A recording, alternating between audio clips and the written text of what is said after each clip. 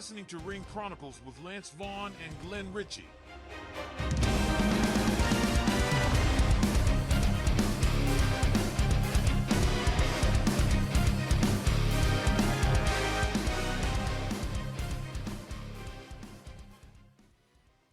All right, man, we are back. What's up? What's going on this week? Not a whole lot. Yeah, not a lot. There's not a lot of stuff. There's not. There's not a whole lot of news especially compared to last week. Yeah. We had all kinds of hate last week. We had big returns, and this week it just feels boring. Yeah. I don't have any errors or omissions. Yeah, I don't think I do either. What about any lariat of hate? Do you have anything on X or anything like that? No lariat of hate.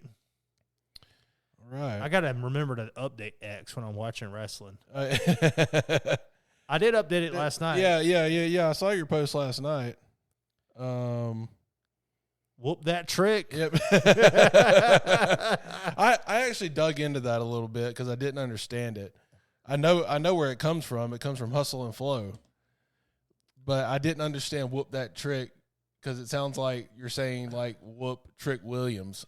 Okay, let me explain it. Okay, first of all, there's that, but also whoop that trick is a chant that like some college football team uses or something like that. Like, I don't know, Tennessee or something. I don't know. Lance, I don't know anything about football. This isn't a football podcast. But the whoop, let's look it up real quick. Like, whoop that trick. Whoop that trick chant. Okay. Whoop. I know it Hustle and Flow reference. Yeah. I know there's also a song called Whoop That Trick, which that shouldn't surprise anybody. But let's see, Whoop That Trick chant. Okay. NBA, hypest crowd, Memphis. So maybe it's well, that makes sense because Memphis is where Hustle and Flow was set. Okay, so yeah. Brian Albert's confused over NXT's Whoop That Trick chant. So it comes from Hustle and Flow. Yep. So he thinks it doesn't make sense. I look at it this way. It's like when Kurt Angle became a face, and the fans still chanted along with his song. You suck. Okay. You suck. Yeah. You suck. You suck. Yep. They're like, Kurt Angle looked at it like the fans were saying that about his opponent. Okay. So Trick Williams was a heel up until recently. Okay. So, the whoop that trick thing was like, okay, beat him up. Uh-huh. He's Trick Williams. Yeah. But now they're saying like, whoop that trick in a beat up his opponent kind of way. Okay. All right. Unless he's in the penalty box, then it's free that trick, meaning literally free Trick Williams. Were they chanting free trick? Free that trick. Yes, they were chanting. I didn't notice that. They were chanting free that trick. Free that trick. Whenever he was in the penalty box last night. Well, they did a good job. Now, I don't know the history of him, but the way they had him at 0 falls, like 3 minutes left in the match, was a pretty good way to put him over there. Yeah, I was worried about that. I was like, are they burying Trick Williams? Right. He's got more. Right. He's more over than anybody else in NXT right now, in my opinion. He's even over. In my opinion, he's even more over than Carmelo Hayes. Okay. So they're like tag partners or in a stable or something, aren't they? Yeah. Okay. They're a Trick Mello gang. Yeah. Okay. Yeah. All right. So they were heels together. Okay. And when Trick got out of the performance center or whatever, he went in there with Carmelo and they formed a tag team or stable, whatever you want to call it. How old is he? Is he a young guy or is he I think he's young. I think he's 29. 29? If I want to say, I'm not 100% sure, Trick Williams' age. He is, I got it right. He's 29 years old. Yep. May the 26th, 1994. And former football player like everybody else. Yeah. Unless you're a female, then you're a gymnast. Yeah, right. Speaking of football players, there was somebody I dug into a little bit while I was watching. Why is Baron Corbin in NXT? Now I'm asking because he's a former U.S. champion. He wrestled Kurt Angle in Kurt Angle's last match. So why is he in NXT? Okay, so right now they are bringing main brand stars to NXT. Okay. To help promote NXT and the new guys. And so they also are bringing NXT guys to the main roster for, select events and matches for the same purpose. Okay. So they're trying – the way it used to be was there was no crossover between NXT and the two main brands. You would have SmackDown and Raw sharing a pay-per-view, but NXT would always only have its own pay-per-view. Okay, so what that caused was you had Raw and SmackDown fans that knew nothing about NXT. Right. So these guys would come from NXT, and I say guys, I mean gender-neutral folks would come from NXT, and nobody would know who they are, and so the fans would be just dead silent about these people that are awesome coming from NXT, and they would struggle on the main roster. Right. There have been a lot of good wrestlers that have struggled on the main roster. So Triple H, NXT is Triple H's baby. Right. Okay. He birthed this himself. Don't ask how. It just happened. And he wants NXT to, even though he's now head of creative over the main brands and Shawn Michaels is over NXT, he wants NXT to be successful. He wants the new stars to be successful. And so he's kind of cross-pollinating here. He's cross-pollinating, and I think it's a good idea. So Baron Corbin, he was kind of floundering a little bit on the main roster. He had several gimmicks. He was King Corbin, and then he was I don't remember what they called it, but it was like this broke gimmick where he lost all of his money and he was broke. And then he won the lottery and became Happy Corbin. And and that sounds terrible. So yeah, it was just terrible gimmicks. Yeah. And so they brought him back to NXT, and they're just letting him be like himself. And speaking of pushing the limits of PG, they had Baron Corbin. He didn't actually imbibe the alcohol, but he's like holding alcohol in his hand and had bottles in his mansion and stuff. Right. And you also had Carmelo Hayes flip someone off on. Okay. Now, granted, this was a PLE. Yeah. So it's not on USA. Right. But I would say they definitely went past the PG on NXT last night. Yeah. Baron Corbin didn't have much to do on the main roster. Here's a guy that's really good. He's good at making people look good. He's a safe worker. Yeah. He's one of the most underrated guys. There's a lot of people that hate him, but or don't think he's all that great. But he's an extremely safe worker. He's kind of like The Miz.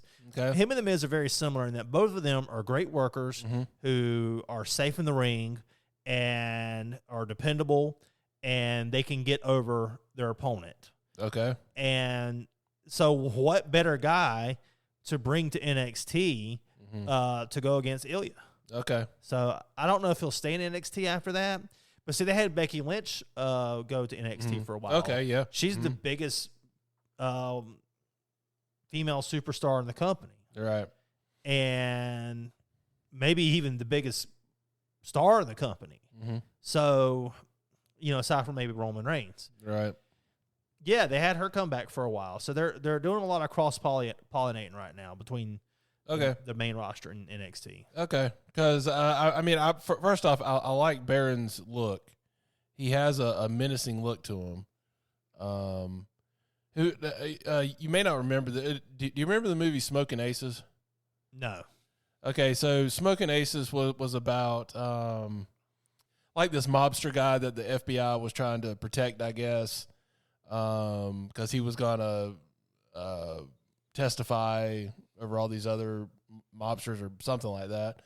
And all these people got hired to try to kill him, okay, to keep him from testifying, right? Yeah. And there was one guy who looked like Baron Corbin, like bald, and was just kind of really fucked up in the head. And he was like this master of disguise. So he would kill somebody and then like mold their face and turn it into a realistic looking mask. And he would walk around looking like this person. And Baron Corbin reminds me of this like fucked up guy. And I'm like, I like this. I like this look. And I was watching the match and he looked good. And so, yeah, that's why I was wondering why he was in NXT. I don't think Baron Corbin cares what they do with him. He's making a lot of money. Yeah. I looked up, out of curiosity, I looked up his pay, and this is according to Sportskeeda for what it's worth. Right. But I want to say it was around $280,000 a year. Okay. So if you're a mid-carder in the WWE, that's not bad. Consistent, and he's been around for a long time, and so.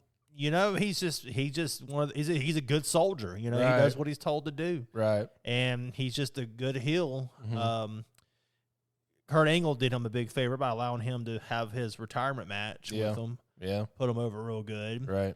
And yeah, but Baron Corbin he's safe. He you know, he doesn't do any of the craziness. And so you know, he is good, consistent pay, and he walks away from the ring unhurt every time. Yeah. So yeah, I like him. Well, you were going to bring up something about sponsors. So I just did some digging on this podcast, and you know, just on things going forward, and I came across one podcast that I don't really follow, but I'm aware of it. It's called Massonomics. It's like a strength training podcast, like powerlifting and strongman and stuff. But what kind of brought that up was they just did their 400th episode. Okay.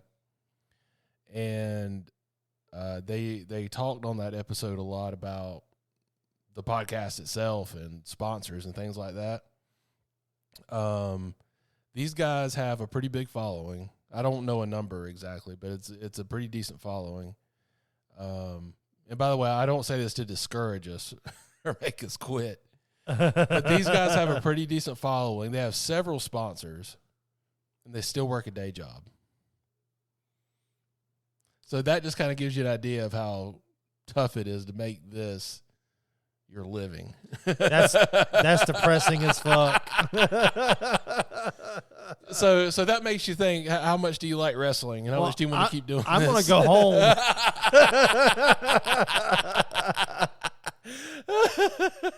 Well, here's the fact of the matter. Now, they do make something off the podcast. They are making money off of it, but it's not enough to have them quit their job yet. You know what I mean? Here's the thing. Yeah. If we had a big following, even if we weren't making enough money, I'd be happy. Yeah. Yeah. I could talk about wrestling all day. Yeah. Yeah, that's true. Now, granted, it'd be even better to be able to quit my day job so I can literally talk about wrestling all day.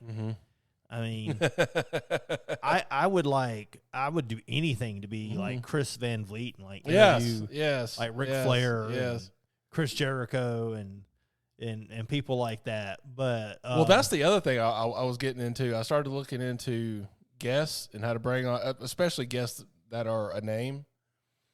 And I wasn't sure how that worked, you know, because you see all these podcasts where people have guests. And I was wondering if you have to pay people to be on your show. I would assume. You don't. You don't. Like everything I found was like, no, what are you, fucking crazy? No. See, here's the problem.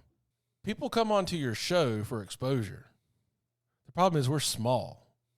So if somebody came on right now, it wouldn't really do much for them. It would, if anybody came on now that was a name, they'd just be doing us a favor, basically. Yeah.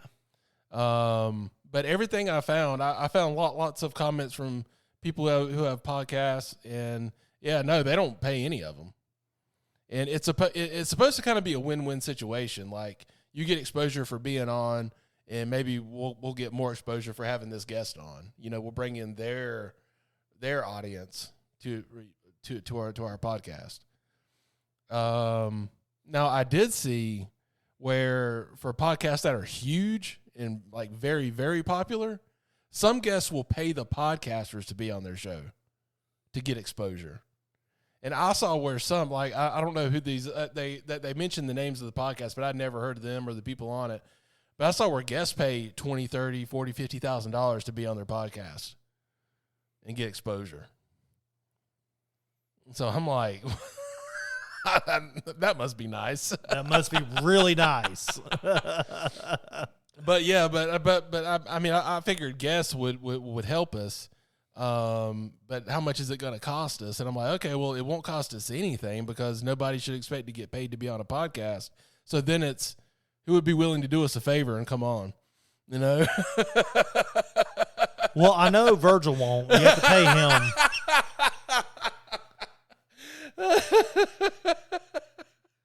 Oh man, no, Virgil should be one of the ones paying people to be on there.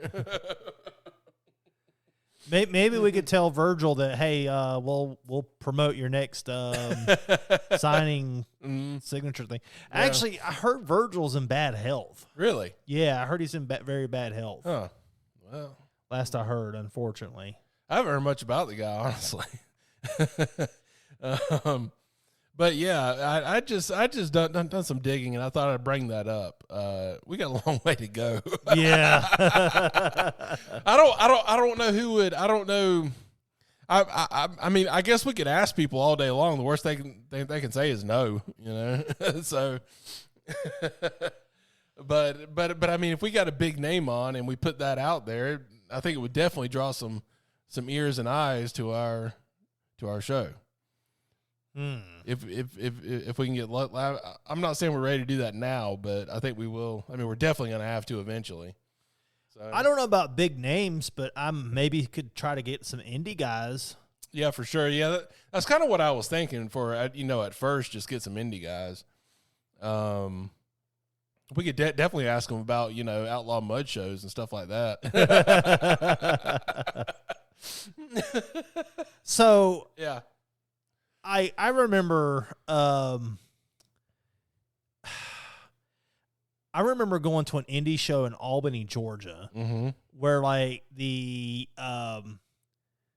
guys that were coming to the ring were like waving these like mock ISIS flags, and the guy sitting next to me was a combat veteran that probably had a gun on him. I was like, wow. I was thinking like, man, there's gonna be some guy with PTSD that's in this crowd that's gonna see this, right? Then I looked to my right and I said, oh shit, there's a guy right next to me that fits that category. My god, Did he say anything? Yeah, he said that's how stupid it was. He's like, there's some. Actually, he's the one that brought up that there's probably a veteran in the crowd that was maybe not as stable as he was. Right.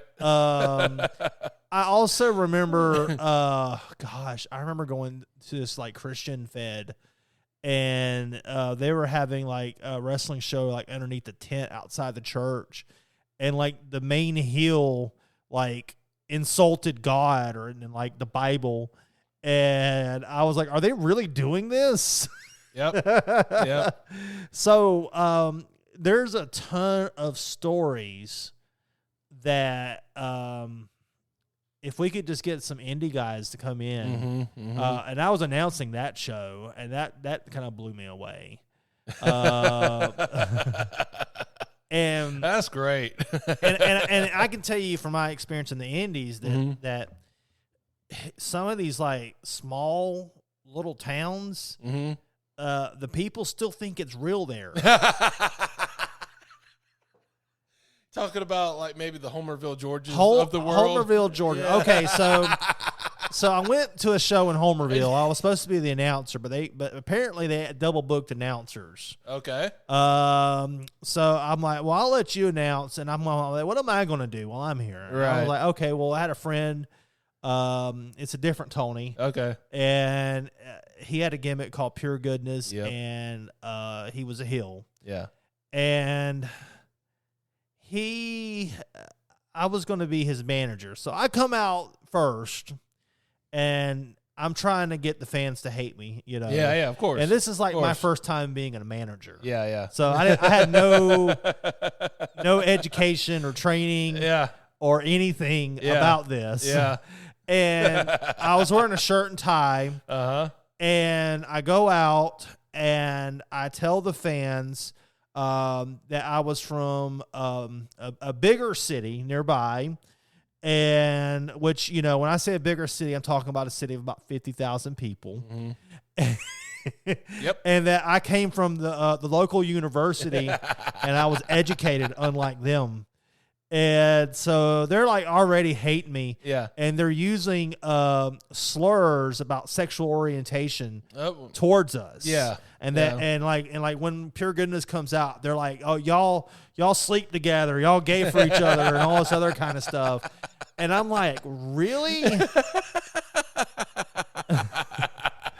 So like, and here's the thing: when I say this is the crowd, this is kids. Yeah. So like the kids, these kids that are 7 or 8 years old are doing this, and I'm like calling us these like slurs. Yeah. And I'm like, the parents are egging them on. Yeah.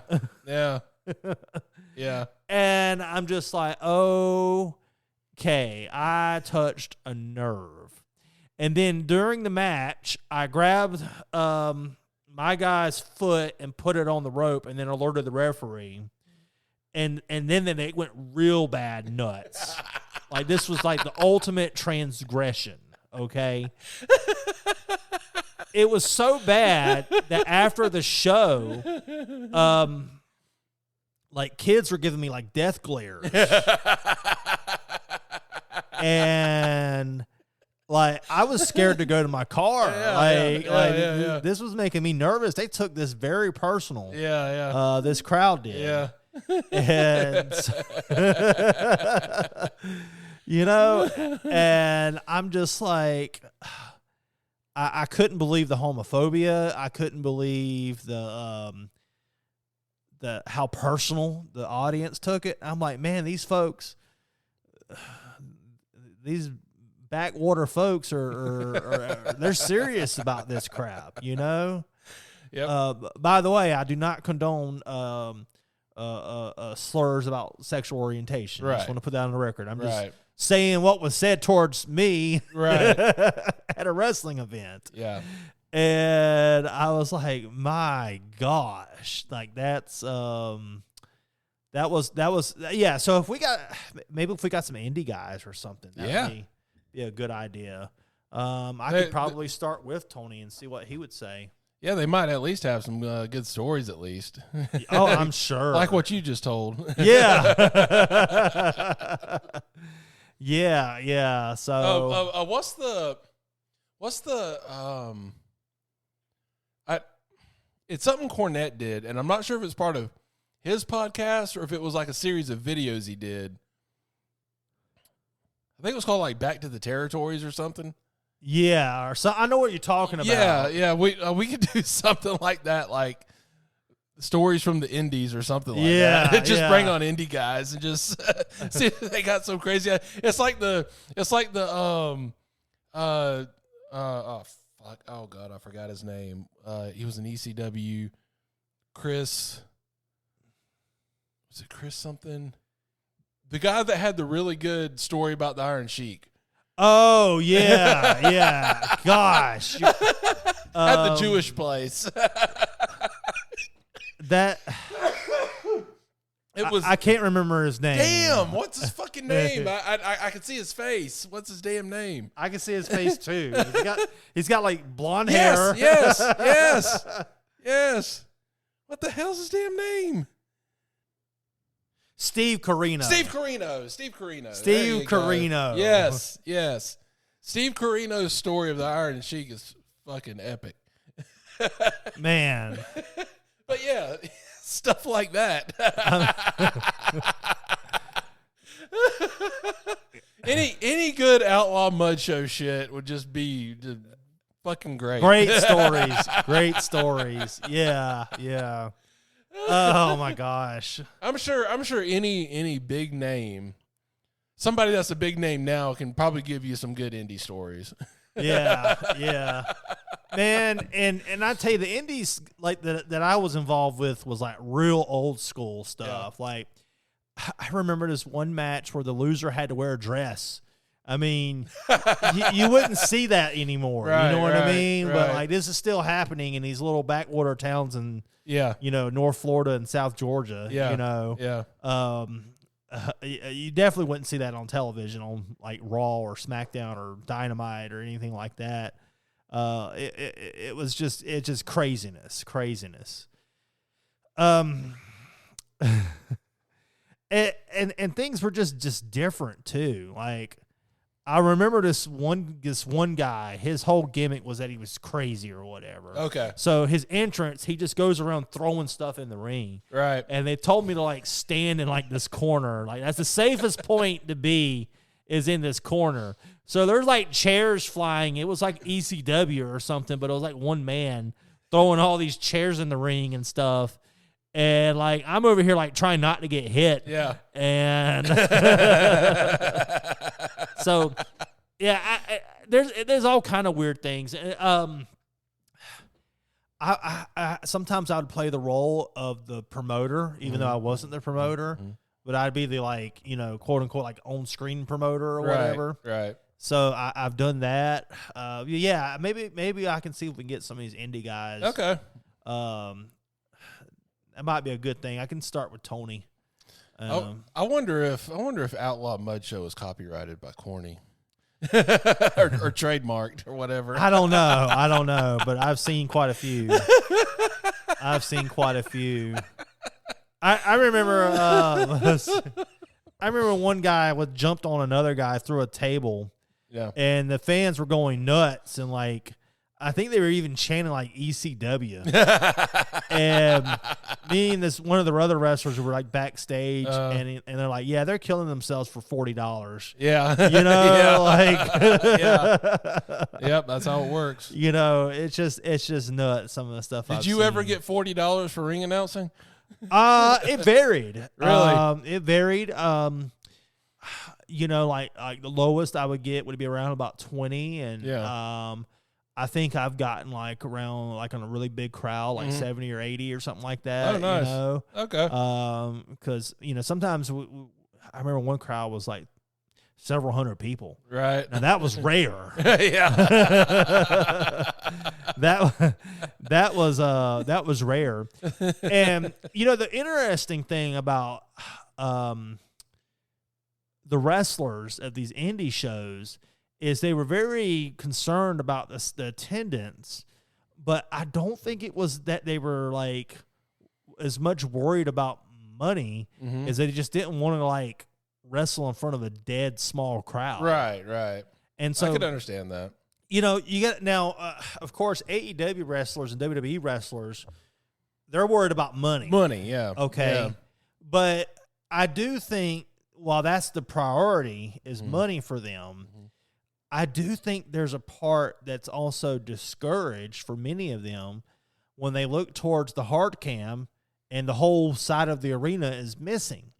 That has to do something psychologically. Of course, it has to. Yeah. I mean, you look and there's giant tarps over the seats, and it feels like you're playing to nothing. Yeah. I mean, it's got to feel like that. But, yeah. Yeah.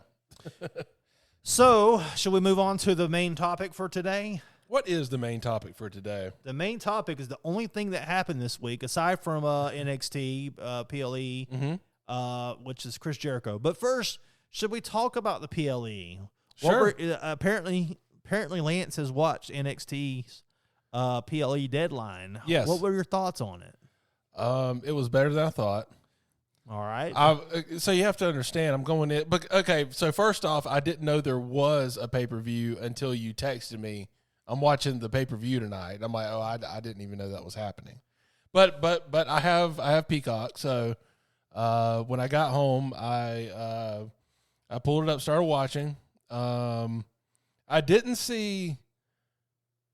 I missed a little bit of the beginning, although after it ended, you can watch the replay. So I went back and at least watched the CM Punk HBK segment at the very beginning. But I think the first match I saw was Mysterio against Dragon Lee. Yeah. So I don't know how much there was between the CM Punk segment and that. I don't know how many matches I missed. I think that was the first match. Although there was a match on the pre-show. Okay. That was really good. Okay. So, yeah. So, I mean, overall, I guess you could say I was a little confused by it because I understand that NXT is the development show, the development brand, but yet I'm seeing Dominic Mysterio, I'm seeing Baron Corbin, I'm seeing CM Punk and HBK. Although I know why HBK's there, I know he's running the show. But other than that, I thought I forget what they called it, the cage match, or not the cage match, but the thing, Iron Survivor match. Yeah, that's it. The Iron. I thought that was interesting. Yeah. I don't know now. Where did that come from? Because it looks like it kind of blends several different gimmick matches together. Yeah, it's like it's almost like a Royal Rumble / Iron Man match or something. Yeah. So I'd never watched that match before. That match type. Okay. Apparently they've had a previous one last year. I missed that one. Right. Okay. I was deeply skeptical. Mm-hmm. I was okay, because anytime that wrestling does stuff that's new, 9 times out of 10 it turns out to be just a flop. Right. Okay. Right. Every once in a while they strike gold. Like when the WWE did the Royal Rumble, that struck gold. Right. Okay. Yep. Big time gold. Okay. So, War Games was something that was new. Big time gold. It went away and then it came back. I mean, how good. I mean, this shows you how great it is. Okay. Yep. I'm going to bring back War Games. Triple H. Yeah, he was just sitting around one day talking to Stephanie. Yeah, I'm gonna bring back War Games now. Yeah, she's trying to talk about her day at the spa or something. And he's like, I'm gonna bring back War Games. Anyway, so this match, I was deeply skeptical. I looked at the what do you call it? The pod, where they had that penalty box. I was looking at the penalty box. Yeah. I'm like, okay, that looks kind of silly. Yeah. And I thought, penalty box, that sounds like other sports, and I don't like other sports. Yeah, that comes from hockey, the penalty box. Okay, yeah. So I was deeply, deeply, deeply skeptical of this. Yeah. And then we had the women's match, and I was like, holy crap, this is a great match. Mm-hmm. And I was looking at who had the most points, and I was just really into it. I even noticed that during the men's match, they accidentally gave Tyler Bate a point, and they had to take it back off and give it to Braun Breaker.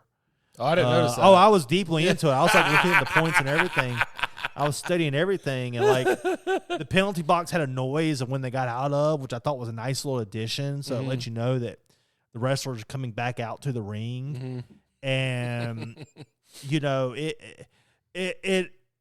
well, one of the things I liked about the penalty box was it kind of addressed an issue that really irks Jim Cornette. Yeah. And that's when you have a multi-man match, you have wrestlers knocked out on the outside of the ring, and 1 or 2 or 3 in the ring, and then one gets knocked out, then another one comes in. Okay, yeah, that's kind of that's an issue for me too. Okay. Well, if they're in the penalty box, there's a reason why they're not in the match right now. Right. Because they're in the penalty box. Right. Right. So I like that. Yeah. I even felt like they probably should do more than 90 seconds in the penalty box. Okay. To make it more bigger stakes if you get pinned. Yeah. And so I thought the matches were great. Me and you've talked about me doing a rating system. I haven't started that yet, but it would be a good rating for both of those matches. Yeah. Tiffany Stratton. Oh my God. She's like the next Charlotte Flair. Yeah. I mean, and I remember if they would just get her off the goddamn Barbie gimmick, that annoys the shit out of me. It's a terrible gimmick. Yeah. But I also think that it gets good heat. Yeah. Yeah. But I mean, this is a whole other thing, and I'll probably have a hard time thinking of an example, but it just feels like the WWE has always tried to keep up with pop culture. Yeah. So if something's big, they'll try to come up with something that's whatever that is. Yeah. The Barbie movie blew up over the summer, so like, oh, well, we got to have a Barbie gimmick now. Yeah, she used to have a gimmick of being a daddy's girl, rich daddy's girl. Okay, well, that's better. That was her previous gimmick. Right. And, well, it's like Kiana James. She has a businesswoman gimmick. Okay. That's like bringing back jobs. You know, are we going to have, okay, we got a businesswoman. Now we're going to have like a, a janitor come back and like, a speech language pathologist gimmick. Yeah. Yeah. You know, like what are we going to bring back now? Yeah. You know? So yeah, that gimmick annoys me, but she does the best she can with it. Yeah. It's just eye rolling to me. It's just, Well, I really think most of these NXT folks are just given temporary gimmicks because I hope it's just fully temporary. Fleshed out what they're going to do. Although Tiffany Stratton, she's been on main roster stuff before, hasn't she? I don't recall. I thought she had that crazy hardcore match at not Fastlane, but not Crown Jewel. Because remember, we were talking about how she had so much skin showing. Oh, that was against Becky Lynch. Yeah. That was an NXT event. Oh, that was an NXT pay-per-view. Yeah, I'm pretty sure it was. Yeah. Oh, okay. I thought that was a main roster show. Okay. Yeah, okay. My bad. That had to have been an NXT event. Okay, my bad. That was when Becky Lynch was on the main or on NXT. Okay. So, yeah, the match was great. Cora Jade's back. Yeah. I don't really know who that is, except that she's a CM Punk mark. I know the name, but the only thing I've ever seen of her is all these clips of her going to CM Punk signings. Well, she probably had to have been ecstatic that CM Punk was at the same show she was at. Oh, yeah, sure. So, I enjoyed seeing her come back. Yeah. So, yeah, there was a lot of good things that happened at the PLE. So, topic for today. Yeah. Chris Jericho's comments, I believe. Yes. Yeah. So this was said on the Chris Van Vliet on Insight. There are reasons why he's stepping aside. He's talking about Vince McMahon. Chris Jericho is talking about Vince McMahon.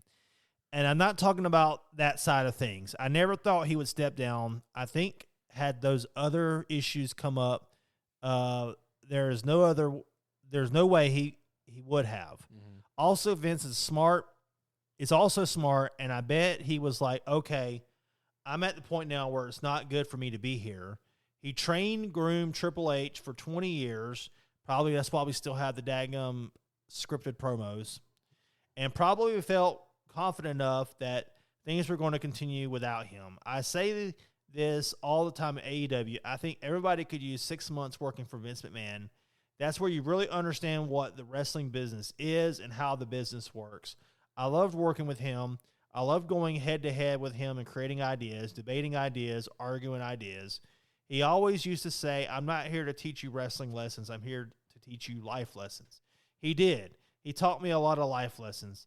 The guy is really fucking cool, is a really fucking cool guy from my experiences with him. Not easy to deal with, an asshole sometimes, but he's your boss. You're not supposed to be friends with your boss all the time, but you can still get on a private jet and drink for hours listening to the Stones.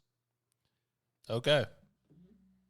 So my first thought into why Chris Jericho was saying this was, why was he saying this? Okay, he works for Tony Khan. and he's promoting Vince McMahon. Yeah. Vince McMahon, who's not even in control of the company anymore. Mm-hmm. I mean, he's up on like the board or whatever, but he's not in charge of creative.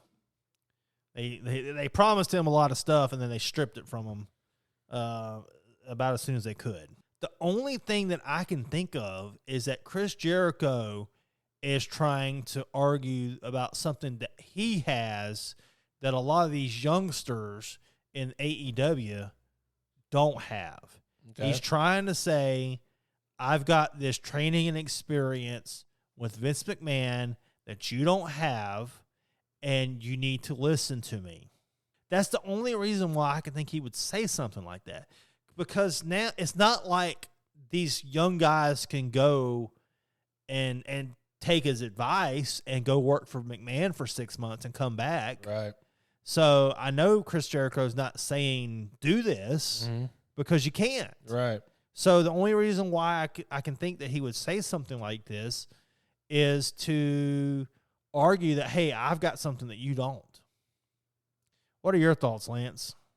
Because McMahon's out of the picture now, it's hard for me to give a good reason for this. Now, first off, as far as, concerning just the WWE at all, he has been on Stone Cold's show since he's been in AEW. It's not like he's ignored WWE this entire time he's been in AEW. Now, that doesn't really explain anything, but now, first off, Chris asked the question. It's not like he said this on his own. It's not like he just tweeted something. You know what I mean? Yeah, that's a good point. That's a fair point. Yeah, so he was asked the question. It sounds like he just gave his honest thoughts about it. And, I mean, I would just leave it at that, honestly. I mean, he was asked a question and he answered it. So you're not me reading into this, reading into multiple layers. Not really. Of what he really means. No. and what kind of secret message he's trying to convey to the rest of the AEW roster. I'm not saying that's not possible. I just didn't take that away from it. Well, it's meaningful. He's not saying, I think all wrestlers should work for Tony Khan for 6 months and learn how the business works. Right. Right. I mean, he works for the guy, and he's saying that I think you should go work for this other guy. Yeah. But again, Tony Khan gave Jericho his blessing to go on Stone Cold show. To me, it's not much different than that. He allowed one of his talents to go on to the competition show. So it's hard for me, and nothing really came of that. I mean, he went on the show. It's not like he breached his contract or anything, and went back to the dub. So it's just hard for me to see where at least Tony Khan, to see how Tony Khan would be upset by it. I don't know if that's what you're getting at, though. Well, I kind of feel like he should be upset by it. Like Tony Khan should be upset by it? Yeah, I'm surprised he's not like tweeting about drones and stuff. The drones have gotten to Jericho. Well, it's been said that him and Tony Khan are kind of tight. Yeah. Yeah. So I mean, I imagine they would have to be. Yeah. So I don't know. Do you have any deeper thoughts on this? Well, if we take him at face value and what he's saying is just his honest opinion, yeah, I also question his opinion. Okay. Okay. Like, I'm a WWE mark as much as anybody, right? But it's kind of like all of history. Mm-hmm. The victor gets to rewrite history. Okay. So Vince McMahon's the victor. He won the Monday Night Wars. Yep. And now he gets to write the history. Okay. I mean, hell, they even made documentaries about the Monday Night Wars. Mm-hmm. And all of it made the WWE look better. Yeah. Okay. They really didn't. I mean, they addressed that the WCW was winning and the WWE was losing. Yeah. But they really, with the Monday Night War documentary, they really didn't go in depth of how bad WWE was losing for a period of time and how rotten their product got. Right. Yeah. I mean, it stunk. Yeah. Up until about 97, it stunk. Yeah. And even through a little bit of 97. Yeah. Although I think as a whole, 97's product was a lot better.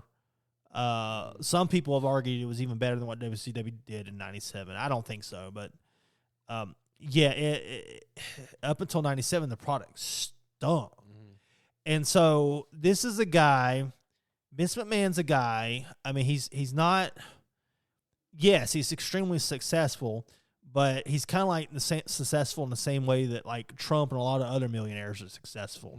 He's successful in part because his dad was successful. Right. Okay. It's easy to do a lot when you're given millions of dollars. Right. And so he bought out big name talent from other companies and went to cable. Okay. Smart move.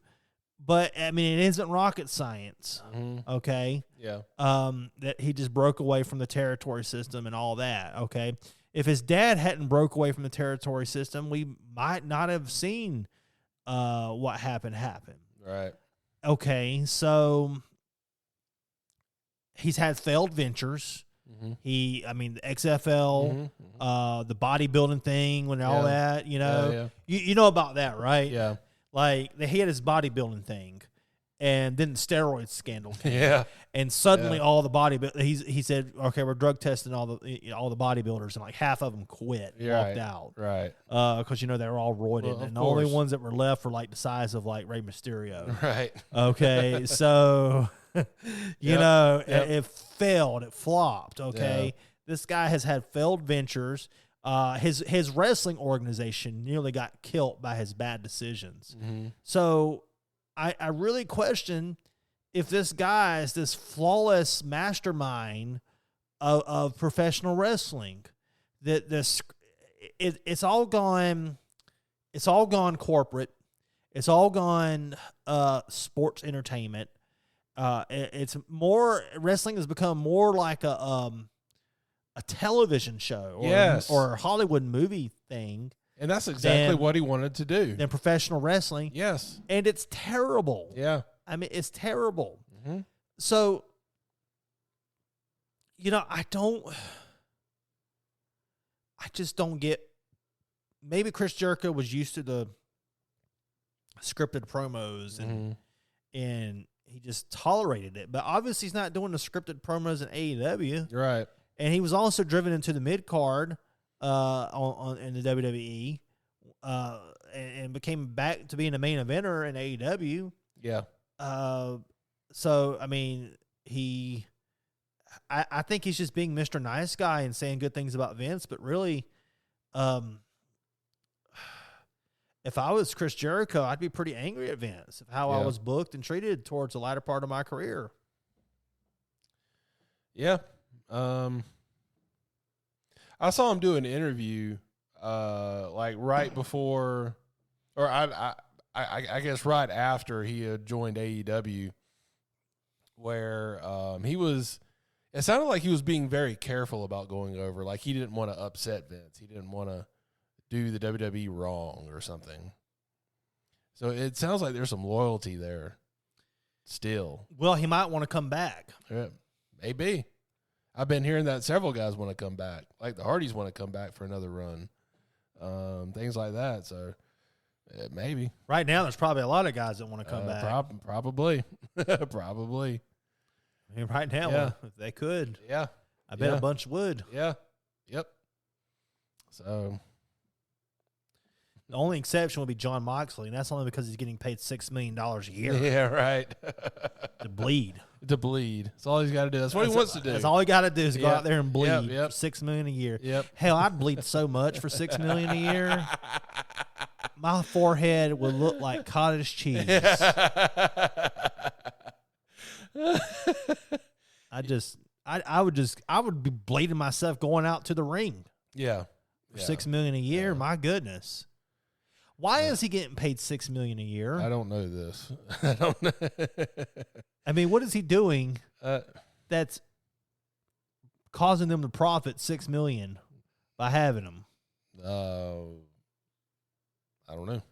I don't know. Like I can don't know. understand paying Jericho $6 million. I don't know how much Jericho is getting paid, but I don't know. I don't know. I don't know where I heard that statistic about $6 million, but that's what I heard is that Yeah. John Mox is getting paid $6 million. Yeah. So I could be wrong. That could be made up numbers. So I just don't get the point of Chris Jericho's statements. It's not like that people can go work for Vince now. Mm-hmm. He's arguing about he's suggesting people do something that they can't do. Basically, Mm-hmm. I don't see how that. I mean, obviously the statement has come up a lot, so it's. Yeah. But also I just think it's a dry week in wrestling, and right now, Yeah. anybody that says anything that's half-assed controversial Right. is going to get attention right now. Yeah, that's true. So Yeah. I don't know, Lance. Maybe we need to get Steve Carino to come on and share the Sheik story. I think so. So, oh my gosh. Oh man. I miss the Iron Sheik. Yeah. Yeah. That guy could entertain for ages. Yes. Yes. Yeah. I mean, like I remember one of his last tweets was literally insulting Hulk Hogan. You've seen the clip of him on Howard Stern, right? Yes. God, that is they had a guy calling in pretending to be Macho Man. Yes. Fuck you, Macho Man. I have a 10-inch cock.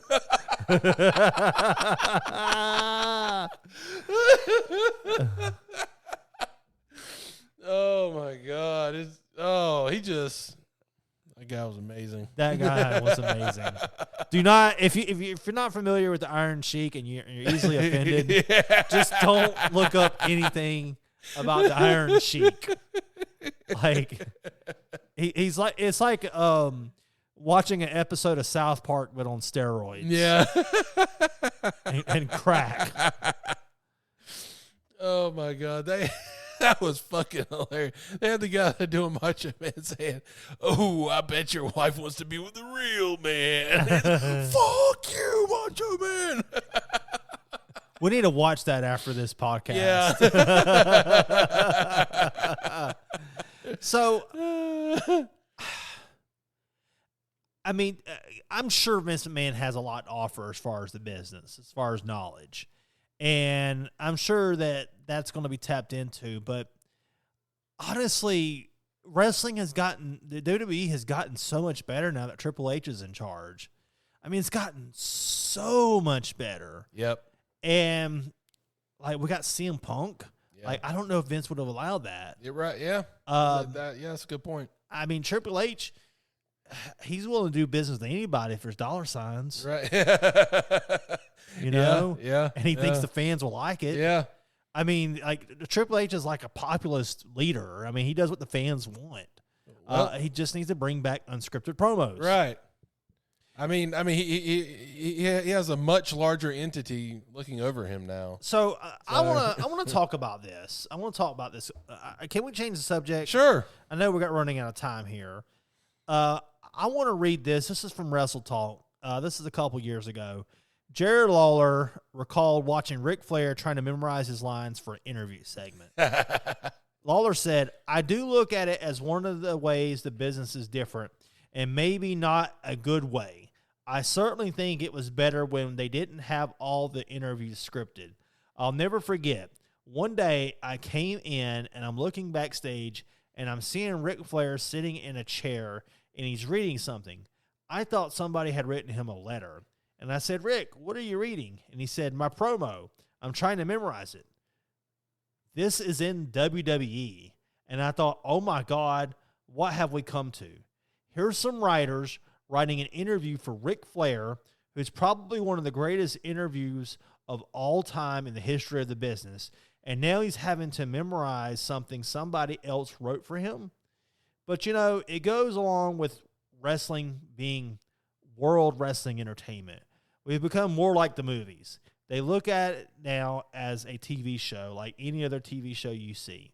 Every word of it is scripted and rehearsed. Yes. That's what we've become. Yes. It's now an entertainment television show. Okay, here's the thing. Wrestlers are bad actors. Yeah. It is so obvious that they're memorizing scripted information. Very few wrestlers are good at hiding it, okay? Yeah. And every once in a while they allow something unscripted in, and it's like the best thing that's come along. You're right. Okay. Now, I understand there's some wrestlers that probably needed scripted promos, okay? I do think there are some that probably are not capable of doing a good interview without a script, okay? But Ric Flair? Yeah, that is absolutely ridiculous. I didn't think that would ever happen. He must have been getting paid a lot of money or really needed the money to go through with Really it. needed the money. Yeah, so Ric Flair's really needed the money yeah. for many, many decades. Oh, man, that is horrible. Look, I said this in one of our first few episodes. The unique thing about wrestling is the on-screen talent have the opportunity to write the content themselves. You don't see that in movies and TV, and that's what Lawler was pointing out. Yeah. Because when you're an actor in movies and TV, somebody passes you a script, memorize your lines, and that's it. Yeah. That's not wrestling. That's not how it's ever worked. No, never. Never. And it's so painful to watch. Yeah. Yeah. So yeah, I mean that's you're taking away a big part of the business by doing these scripted promos. I would like to know exactly which promos for Flair were scripted in the WWE and go back and watch them, so you can compare to his real promos. You know what I mean? I would like to know exactly which promo. Maybe during that time they were all scripted for him. I don't know. I don't know. That'd be interesting to find out. When did they start this? Right, but because if this was Flair in WWE, that had to have been when he was doing the GM thing, right? In the mid 2000s, wasn't that around okay, so I think it was in 07 to 08 when he had that build up to the retirement match with Michaels, right? Wasn't it 07 to 08 or was it 06 to 07? I want to say it was 07 to 08. Whatever WrestleMania was in 2008, was it 24 when he had the match I'd have with Michaels? to look it up. I can't remember off the top of my head. I'm thinking it had to have been that time. It was around that time, yeah. Yeah, so yeah, that's what we're supposed to learn from Vince is scripted promos. Wow. I just think Chris Jericho has got some crazy ideas, and this is in league with those crazy ideas. Right. Personally, I like I said, I think there's a lot of trash in the indies, but I think wrestling is more than just the WWE, and I hope that one day, whether it be AEW, like figuring things out and becoming good, or some other company, some rich guy, comes up with a company. Somebody comes up with a company that can compete with the WWE and actually offer some real competition, and in the same way that WCW did, and that it'll cause. Right now, the WWE doesn't have a reason to stop doing what they're doing because they're making tons of money. They don't have to stop, but somebody needs to force them to stop, okay, and do things differently. The rate things are going, though, that'll happen about as soon as we get sponsors and and celebrities that want to go on our podcast for free. Yeah. Please. And please, Creature Comfort, sponsor us. Lance, you got anything else? I don't think so. I think that might, at least on my end, wrap it up. All right, then. Well, I guess we'll see you later. All right, we'll catch you guys next week. Hopefully, there's a better, a busier week in wrestling. Yeah, to